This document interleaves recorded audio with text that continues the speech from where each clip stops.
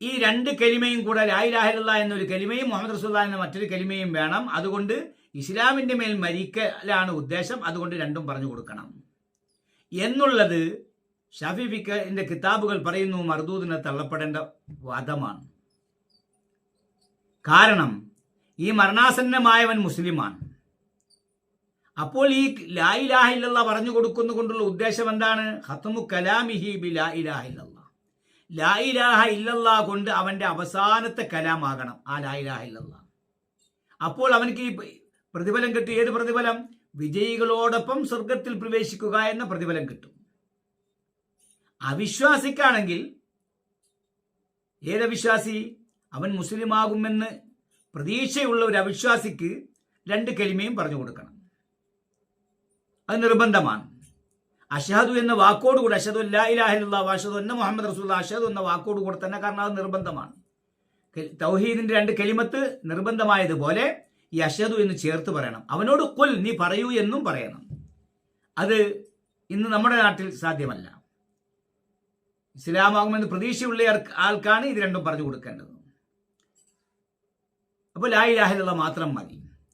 ഹനഫി മദ്ഹബ് അനുസരിച്ചുകൊണ്ടും പറയുന്നത് എന്താണ്? രണ്ട് ഷഹാദത്ത് കലിമ പറഞ്ഞു കൊടുക്കണമെന്ന് ഹനഫി ഫിഖിൽ കാണാൻ കഴിയും. ലാ ഇലാഹ ഇല്ലല്ലാഹ് മുഹമ്മദ് റസൂലുള്ളാഹ്. നിർബന്ധിക്കാൻ പാടില്ല, കൽപ്പിക്കപ്പെടാൻ പാടില്ല, കൊല്ലെന്ന് പറയാനും പാടില്ല. എന്നാൽ ഈ വാദഗതിയെ ഹദീസിന്റെ പണ്ഡിതന്മാർ തള്ളിയിട്ടുണ്ട്.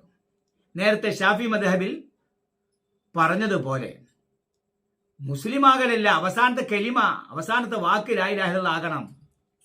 അപ്പോൾ അവന് സ്വർഗത്തിൽ വിജയികളോടൊപ്പം പ്രവേശിക്കാൻ കഴിയും. അല്ലാതെ അവൻ മുസ്ലിം തന്നെയാണ്, അവന് പിന്നെ രണ്ട് കലിമയും പറഞ്ഞു കൊടുക്കേണ്ട ആവശ്യമില്ല, ലാ ഇലാഹ ഇല്ലല്ലാഹ് മാത്രം മതി എന്നൊക്കെ നേരത്തെ പറഞ്ഞ വാദഗതി തന്നെയാണ് ഹദീസിന്റെ പണ്ഡിതന്മാർ ഇതിനെ നിരാകരിച്ചുകൊണ്ട് പറഞ്ഞ മറുപടി. അപ്പൊ രണ്ട് ഷഹാദത്ത് കലിമ പറഞ്ഞു കൊടുക്കണമെന്ന് ഫിഖഹിന്റെ കിതാബുകളിൽ, ഹനഫി മദ്ഹബിന്റെ കിതാബിൽ കാണാൻ കഴിയും.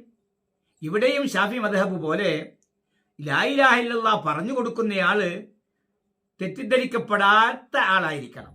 ഷാഫി മദ്ഹബിൽ പറഞ്ഞ പോലെ തന്നെ ബിൽ മസറത്തി ബി മൗതിഹി, അവന്റെ മരണം കൊണ്ട് സന്തോഷിക്കുന്ന ആളാകരുത്. മരണം കൊണ്ട് സന്തോഷിക്കുന്ന ആളാണ് എന്ന് ഈ മരണാസന്നമായി കിടക്കുന്നവർക്ക് തോന്നാൻ പാടില്ല.